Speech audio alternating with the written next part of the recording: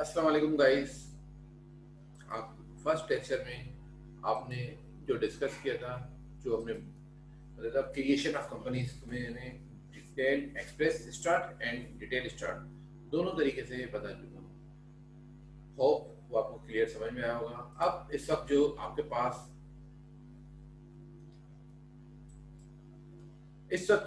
सामने स्क्रीन पर कोई बुक का बेसिक कोई जेएस मार्ट मैंने ओपन किया हुआ है, जिसमें हमने डिटेल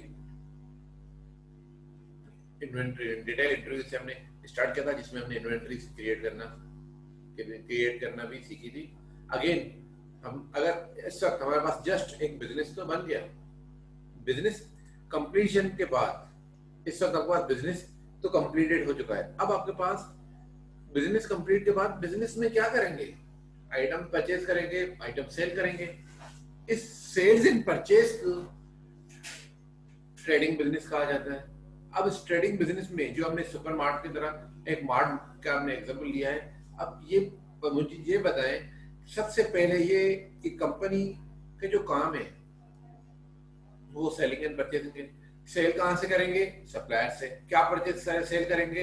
आइटम्स। अपने पास इन्वेंट्री आइटम्स होंगे। वो इन्वेंट्री आइटम्स कोई भी चीज हो सकती है।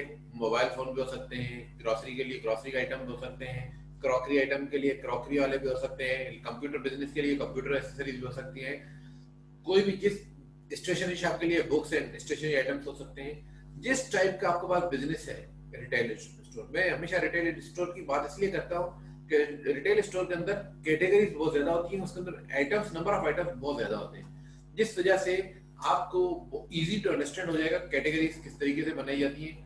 लेट सपोज अगर मैं एक vegetable shop, online vegetable shop की बात करूं, ऑनलाइन वेजिटेबल शॉप के अंदर अगर वो सिर्फ वेजिटेबल दे रहे हैं तो वेजिटेबल्स के अंदर भी कैटेगरीज होंगी। कौन से कॉमन आइटम्स हैं, कौन से लीफ, ग्रीन लीफ के आइटम्स हैं, या अगर वो वेजिटेबल के साथ फ्रूट भी है, फ्रूट के साथ चिकन भी है, एक फ्रेश आइटम्स के सब का एक कंबाइन एक स्टोर है, तो उसके अंदर वेजिटेबल का एक स्टोर होगा। वेजिटेबल की कैटेगरी होगी, उसके अंदर सब वेजिटेबल्स आ जाएंगी, और इसके फ्रूट के अंदर टाइप्स ऑफ फ्रूट्स आ जाएंगे। सिमिलर टाइप की आपके पास डिफरेंट चीजें आ जाएंगी। अब आपके पास इसके अंदर जो बेसिक आइटम्स है, या तो आप लिस्ट, किस चीज की लिस्ट बनाएंगे? आइटम्स की। किससे परचेज करेंगे? वेंडर से। तो वेंडर में भी आइटम लिस्ट आएगी। मगर हम इससे पहले लाइट लिस्ट में चार्ट ऑफ अकाउंट की बात कर रहे हैं, तो ये है हमारे chart of account. Inventory assets भी है, फर्नीचर नॉन फिक्स एसेट्स भी है, अदर एसेट्स भी है। अब हमें अगर फिलहाल हम अज्यूम करें इसमें हमें कोई फिलहाल चेंजेस करने की जरूरत नहीं है, इसलिए हम डायरेक्ट जा रहे हैं लिस्ट आइटम लिस्ट पे। आइटम लिस्ट के अंदर जो हम बात कर रहे हैं वो है हमारा, ये आपके पास आइटम लिस्ट ओपन हो गई। आइटम लिस्ट में हमने ओपन किया था, एप्पल के अंदर आईफोन था, ओप्पो के अंदर A1 था। लेट सपोज अब हम एक और आइटम्स, इन्वेंट्री पार्ट्स और आईफोन,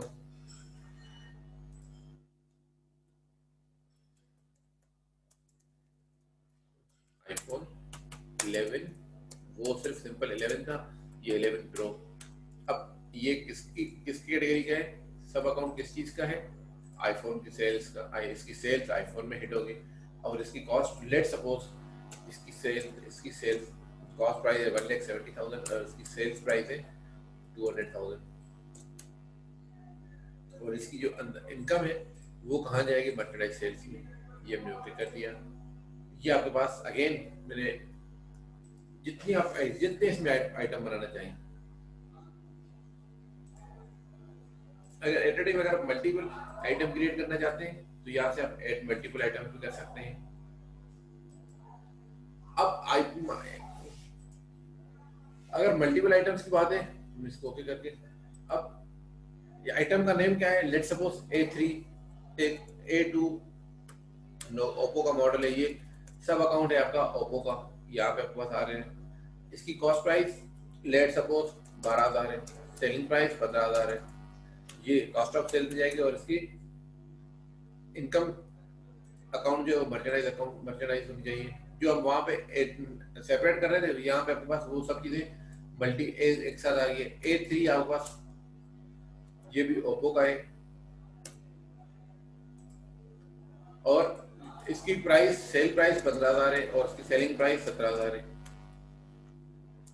इसकी भी income income account, cost account, prefer vendor, सब चीजें हम वही सिमिलर है, मगर यहाँ पे आप मल्टीपल कर सकते हैं। अब एक और मॉडल है, लेट सपोज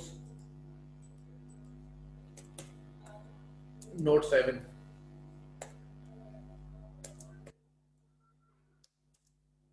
नोट 7 ये सब आइटम है, ना एप्पल का है ना ओप्पो का है। तो यहाँ पे आप कैटेगरी सब आइटम के लिए आप यहाँ से आप सैमसंग, ये न्यू कैटेगरी है, कॉस्ट एंड इनकम, इसकी भी इनकम जो है वो मर्चेंडाइज अकाउंट में जाएगी। ये आपने न्यू कैटेगरी बना दी। अब इस नोट 7 की प्राइस अज्यूम करते हैं 70,000 रुपीज इसकी सेल्स प्राइस, कॉस्ट प्राइस है, और 95,000 इसकी सेल्स प्राइस है।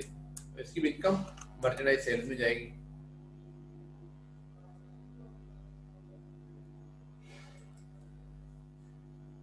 क्लियर है? इस तरीके से जितनी भी कैटेगरीज होंगी, अब यहाँ से अगर जिस तरीके से यहाँ पे आप नाम लिखेंगे, लेट सपोज फोन के साथ साथ इनके पास एसेसरीज भी हैं। अब एसेसरीज के अंदर लेट सपोज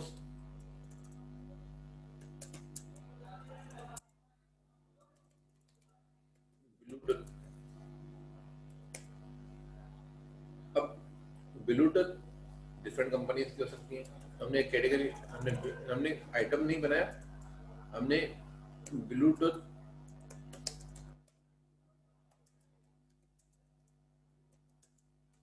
डिवाइसेस के नाम से एक कैटेगरी बनाई। ये ब्लूटूथ डिवाइस के नाम से, इसकी भी इनकम, ये डायरेक्ट इसमें जाएगा। ये ओके, ये आपके पास ब्लूटूथ डिवाइस बन गया। अब यहाँ पे अज्यूम करते हैं कि भाई ये इसका मॉडल है CSR 40, CSR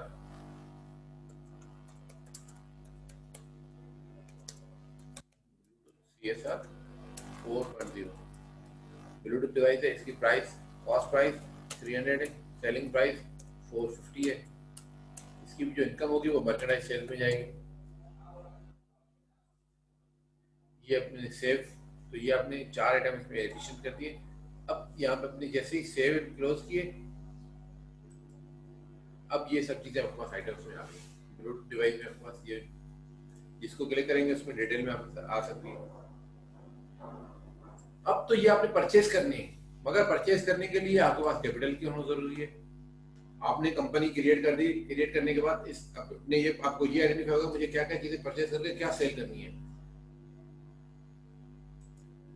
आपके पास ऑप्शन आ गया, आपके पास कौन कौन से आइटम्स, एप्पल मोबाइल फोन आप सेल कर सकते हैं, ओप्पो, सैमसंग, इसके अलावा ब्लूटूथ डिवाइसेस आपके पास हैं, मल्टी आपके पास वाईफाई डोंगल्स हो सकते हैं, यूएसबी हो सकती है, हैंड फ्री माइक्स हो सकते हैं, आईफोन के अलावा हवावे मोबाइल हो सकता है, उसका सैमसंग का मोबाइल हो सकता है, नोकिया का मोबाइल हो सकते हैं।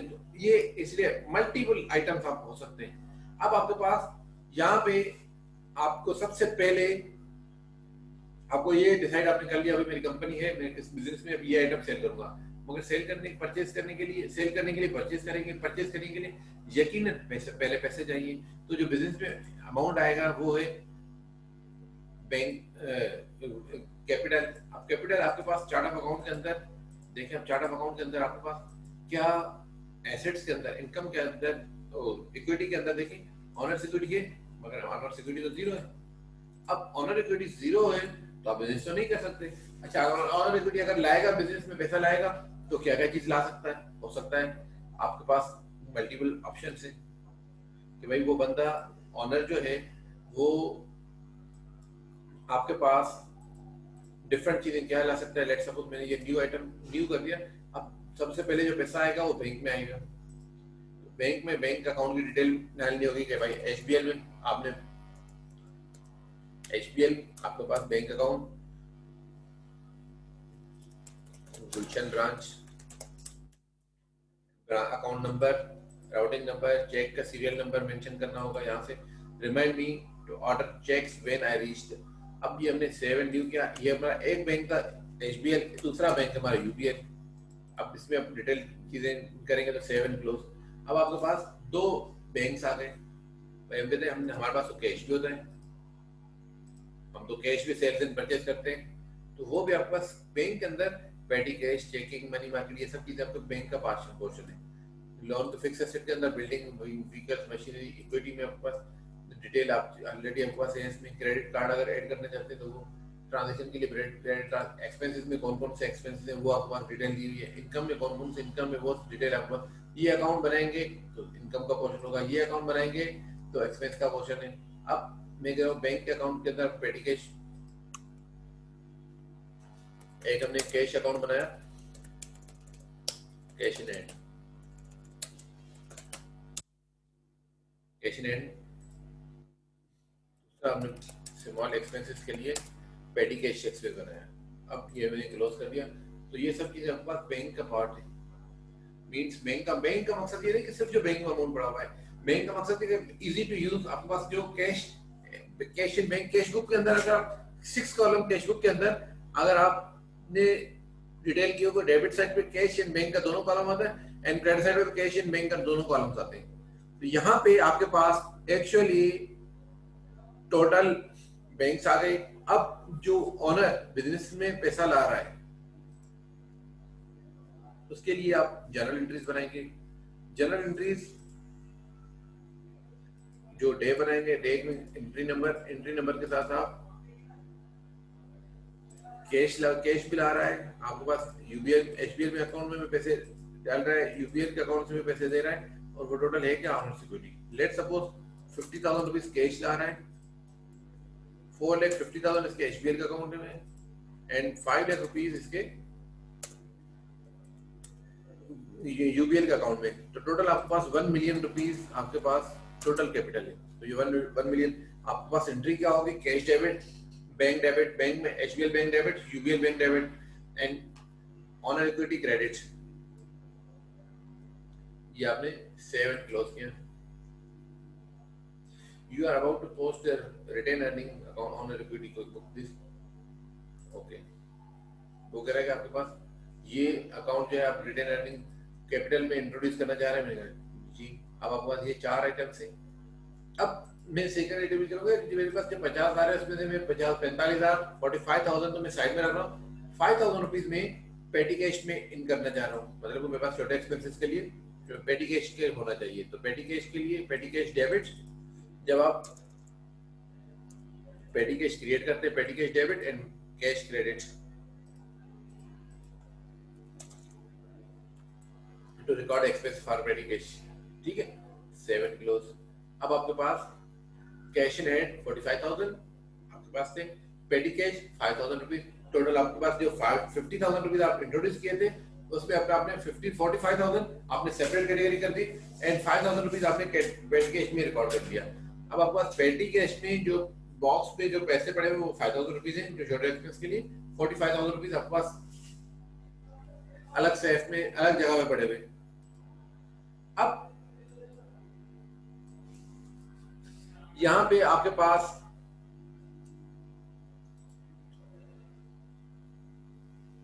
ये दो जर्नल एंट्रीज करने के बाद अब आपके पास आइटम्स क्या आ गए, आपके पास चार्ट ऑफ अकाउंट में आपने कर दिए।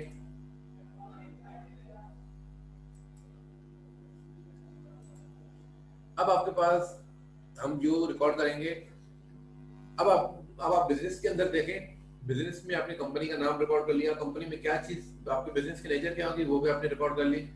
बिजनेस को रन करने के लिए आपको पैसा चाहिए तो वो पैसा भी आपके पास आ गया, कैपिटल भी आ गया। अब आप किस बंदे से परचेस करेंगे वो आपको रिकॉर्ड करना है, वो है वेंडर सेंटर। वेंडर सेंटर में जैसे ही आप रिकॉर्ड करेंगे तो आपके पास वेंडर्स आप रिकॉर्ड करेंगे तो वेंडर्स के टॉप पे आएगा वेंडर सेंटर। वेंडर सेंटर में जाएंगे तो आपके पास ये new vendor at a time एक करना चाहते हैं या मल्टीपल ऐड करना चाहते हैं। मैं तो फिलहाल मैं एक करना चाहता हूँ। एक के अंदर अगर आप लेट सपोज एक का नाम है अली, फर्स्ट का, अगर आज के दिन उसको हमें कुछ पे करना है वो रिकॉर्ड कर लेंगे, अदरवाइज ये अली कंपनी नाम,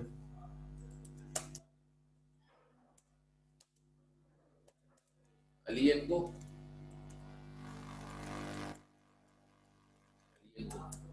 अब यहाँ पे जो कांटेक्ट पर्सन है mister Ali, job title manager है। बाकी सब डिटेल आप दे सकते हैं।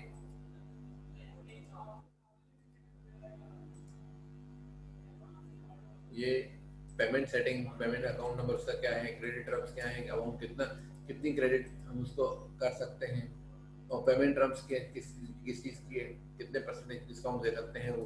5% अगर आपने अकाउंट बैंक कंट्रोल अकाउंट में दिखाओ, 1% अगर विदिन 10 डेज दे, 2% विदिन 10 डेज, 30 डेज दे, कंसाइनमेंट पे दे रहा है, ड्यूज है 15 डेज दे, 60 डेज है, जो चीज़ सेटिंग में इसको उसकी सेटिंग उसकी एनटीएन वगैरह मेंशन करना होगा। अकाउंट सेटिंग के लिए इसकी परचेज कौन से अकाउंट में जाए, एडिशनल इन्फॉर्मेशन, इसका कोई अकाउंट वेंडर टाइप तो इससे क्या सप्लायर है, हम इससे सप्लायर परचेज करते हैं, ये डिटेल एडिशनल है। हम जस्ट इसको ओके किया, तब बस ये मिस्टर अली आ गया। अब मैं ये चाहता हूँ, मैं मिस्टर अली के अलावा मेरे पास 4-5 और अकाउंट है जो मैं रिकॉर्ड करना चाहता हूँ। मिस्टर अली है, बासित एंड को,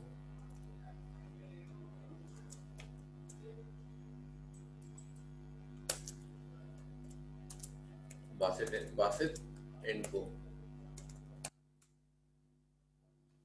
ये कंपनी नाम है, ये कंपनी नेम है। यहाँ पे मिस्टर बासित आपके साथ कांटेक्ट पर्सन है, ये भी डिटेल देने की जरूरत नहीं है, सिर्फ कंपनी का नाम मेंशन कर दिया है ना।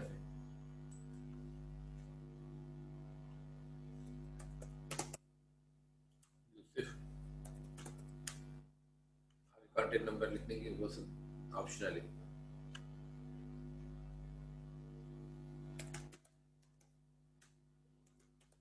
ये आपके पास 4 वेंडर से आपने उसकी डेटा डाली, 7 चेंजेस।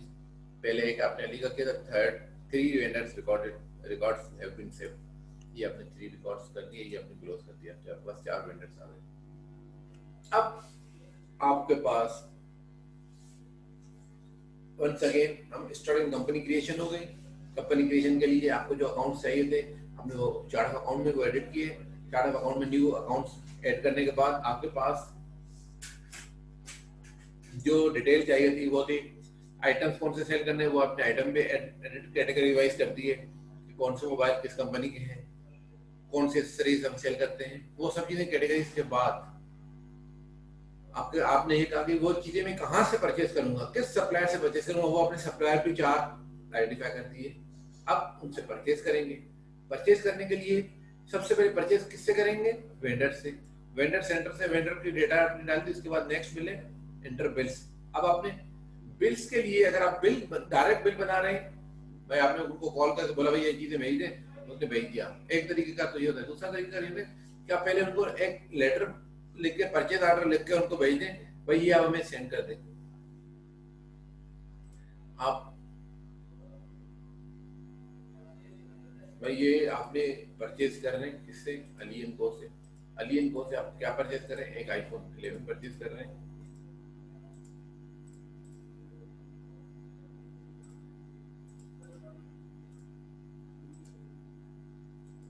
आईफोन 11 5 पीस आपने परचेज किए, 5 पीसेस आपने सब परचेज किए। ब्लूटूथ डिवाइस भी आपने इनसे परचेज किए 2। यहाँ पे आपके पास ऑप्शन है, आप इसके किसी प्राइस चेंज करना चाहें चेंज कर सकते हैं। ये तो है आपके पास 7 क्लोज, ये आपके पास एक इनवाइस बन गई। आपने मिस्टर अली से कितनी परचेज की है, ये ट्रांजैक्शन में परचेज बिल्स,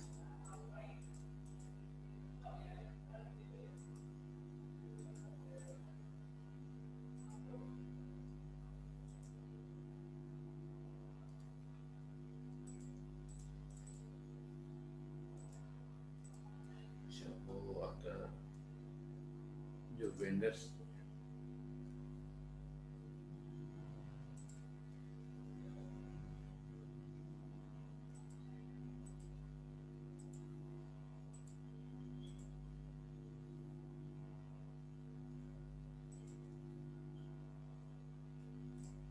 आपने जस्ट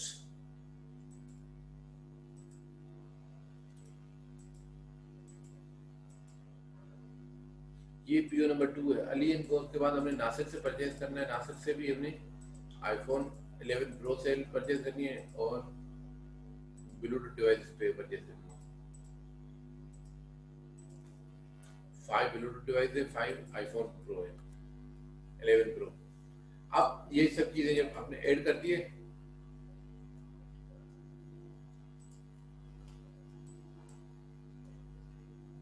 सेव, ये सेव हो गए। अब आपके पास दो पीओ ओपन है।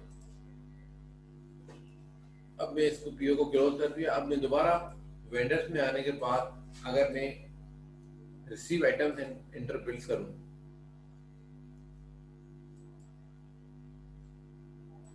Receive items and enter bills करूंगा तब वही चीज आएगी, अगर मैं सिर्फ इंटर बिल करूंगा तब वही चीज आएगी। अब यहाँ पे आप इनसे क्या, जो बिल में आपको मिला है, जो इनवाइस मिली है, वो किस चीज की है? क्या वो इनवाइस आपके पास एक्सपेंसेस की है या इन्वेंट्री परचेस की है? अगर आपने इन्वेंट्री परचेस की है तो आपके पास यहाँ पे आइटम में आएगा। अगर आपने किसी एक्सपेंस का बिल है, कोई कई का बिल आया, कोई पीटीसीएल का बिल आया, तो वो आप बिल इसमें रिकॉर्ड करेंगे एक्सपेंसेस में। वो आपका बिल तो मिला है मगर वो एक्सपेंस का है। अगर वो बिल आपके पास इन्वेंट्री का है तो आप यहाँ पे रिकॉर्ड करेंगे।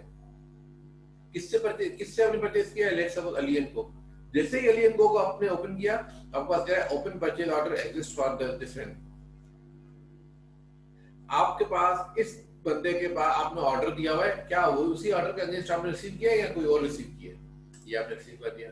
अब ये अपने ऑर्डर अगर एक से ज्यादा होंगे तो यहाँ पे सब चीजें आ जाएंगी। अलियन को अगर एक से ज्यादा होंगे तो अब उसकी जो इनवाइस नंबर है उसका रेफरेंस नंबर मेंशन होगा यहाँ पे।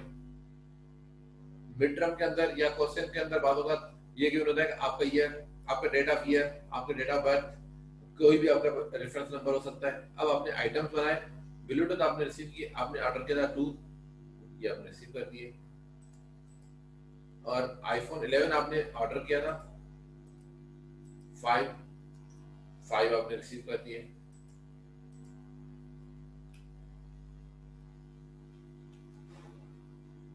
अच्छा,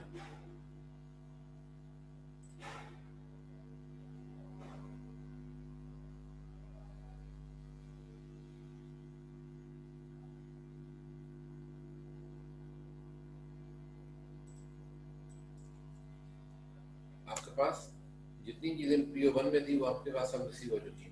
क्या कंप्लीट रिसीव हुई है? हो सकता है आईफोन 11 5 आपने ऑर्डर किया था, हो सकता है वो 4 रिसीव हो। जितनी रिसीव हुई है इस वक्त आप रिकॉर्ड वो करेंगे। जितनी ऑर्डर की थी वो नहीं, जितनी आपने फिजिकल रिसीव की है।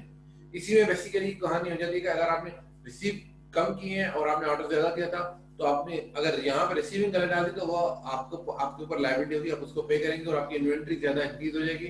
जब आप फिजिकल वेरीफाई करेंगे तो वो इन्वेंट्री आपकी मैच नहीं होगी। मैं इसमें वही पीओ के हिसाब से कर रहा हूँ। सेव एंड क्लोज, ये आपका क्लोज हो गया। अब ये मैंने आपके पास वेंडर से बिल परचेज किया या receive items and inter bill. अगर आप सिर्फ रिसीव आइटम करेंगे तो ये सिर्फ रिसीव आइटम की रिसिप्ट बनाएगा कि आपने सिर्फ ये रिसीव किया, आपके पास कोई इनवाइस नहीं आई। जिस तरीके से जीआर गुड्स रिसीव नोट जिसको कहते हैं।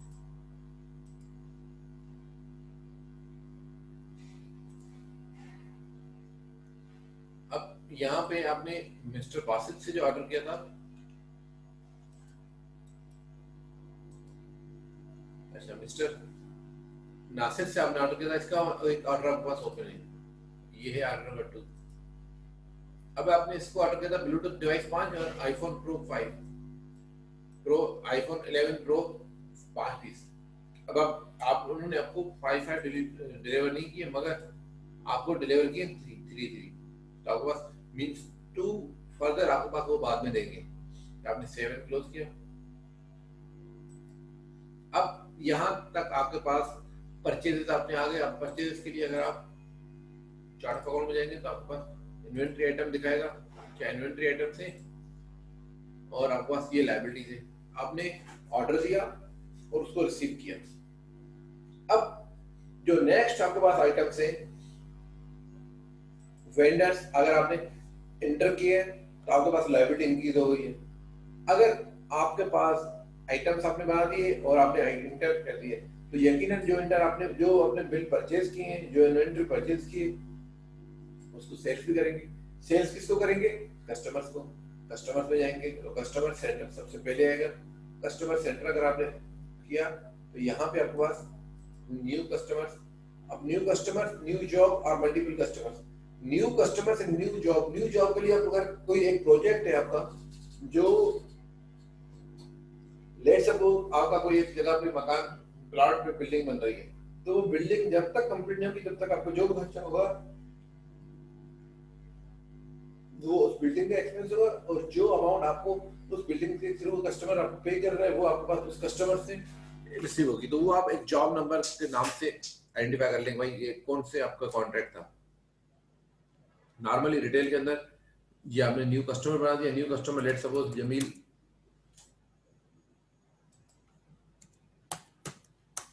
ओपनिंग बैलेंस कितना है, कंपनी का नाम जमील है। अब इसकी डिटेल आपने सब की कोई परमानेंट पेमेंट सेटिंग, कितने दिनों में पैसे देगा, एडिशनल इन्फॉर्मेशन उसका आईटी नंबर, सेल टैक्स वगैरह क्या है, कोई जॉब की इन्फॉर्मेशन तो वो मेंशन कर दें। ये एक कस्टमर हो गया। अब इसके बाद मल्टीपल कस्टमर में हम कर सकते हैं।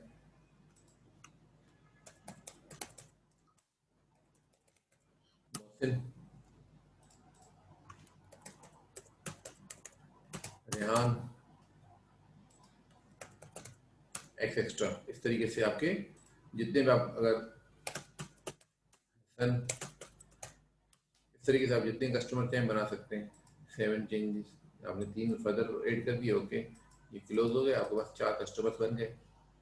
अब इन 4 कस्टमर्स के डेटा आपके पास सप्लायर्स बन गए, डेटा भी आ गई, सप्लायर्स बन गए, कस्टमर आइटम्स आ गए, इन्वेस्टमेंट आ गई, आपने आइटम परचेज भी कर दिए, चाहे उधार पे की है कैश पे की है। अगर कैश परचेज होगी तो आप क्या करेंगे,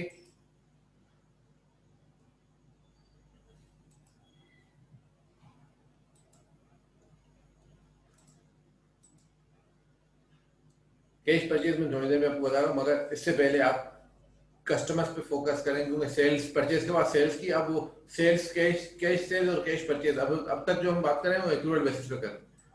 कस्टमर से आपने कस्टमर सेंटर में कस्टमर का डेटा डाल दिया। अब क्रिएट इनवाइसेस, क्रिएट इनवाइस में आप बेसिकली इनवाइस बनाएंगे कस्टमर की कि भाई मिस्टर मोहसिन ने या मिस्टर जमील ने, या अगर यहाँ पे कोई कस्टमर है जिसका नाम आपकी लिस्ट में नहीं है, यहाँ आप दोबारा ऐड भी कर सकते हैं।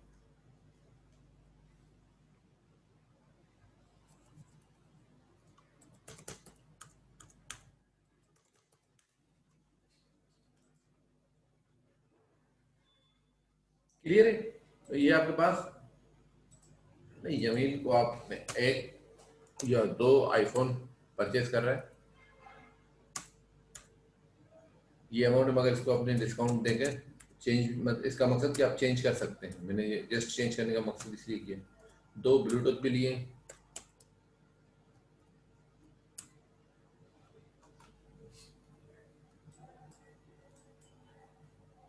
अब इसको हमने सेव, या यहाँ पे सेव एंड चेंजेस को कर सकते हैं।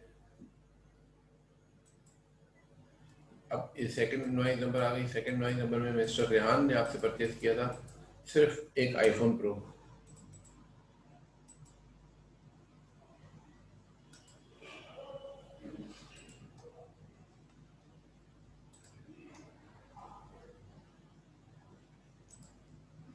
ठीक है बेटा, अब आप इसने सिर्फ प्रो कर दिया, ये आपने सेव कर दिया।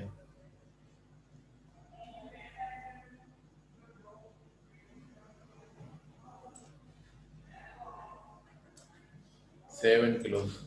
अब आपने टोटल 2 इनवॉइसेस की, जमील को 3,50,900 की सेल की, और मिस्टर रेहान को आपने ये सेल की 5,02,00,000 रुपए। टोटल सेल है 5,50,000। अब आपने सेल्स कर दी, परचेज कर ली, आइटम्स आ गए। तो यहाँ पे अगर आप चार्ट ऑफ अकाउंट में देखेंगे तो आपके पास ये रिसीवेबल और रिसीवेबल वगैरह दिखाएगा। अब आपको जब कस्टमर पे करेंगे तो आप क्या करेंगे, कस्टमर से पैसे मिलेंगे तो कस्टमर से आप रिसीव पेमेंट, आपने पेमेंट रिसीव की है, किससे परचेज, किससे रिसीव किए, जमील से। जमील को आपको लेने कितने थे, 3,50,900 रुपये। आपने आपने उसके पास बोला हुआ पैसे दे, तो उसने आपको बोला ठीक है फिलहाल 2,50,000 तो ले लें आप। आपने ये 2,50,000 जैसे ही आपको मिला, अब आपको ये नहीं पता कि ये 2,50,000 आपको कहाँ डिपॉजिट करने हैं, इसीलिए आपके पास अनडिपॉजिट है। हो सकता है इसने कैश दिया, कैश में रखें, बैंकिंग में मेक डिपॉजिट,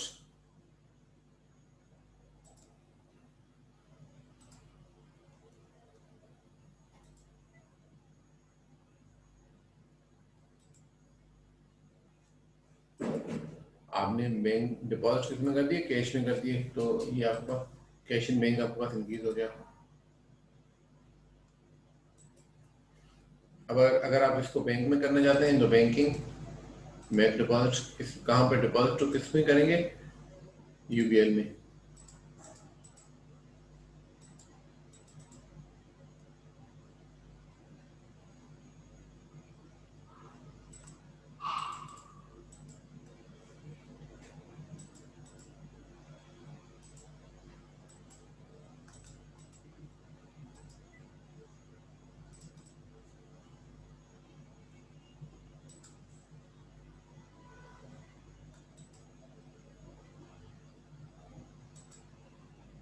अगेन यहाँ पे आप जनरल एंट्रीज बनाएंगे, जनरल एंट्रीज में क्या एंट्री होगी, बैंक डेबिट,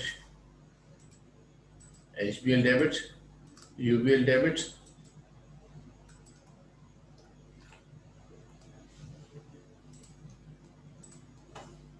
1,25,000 एक में कर रहे हैं, 1,25,000 हम दूसरे में डिपॉजिट कर रहे हैं।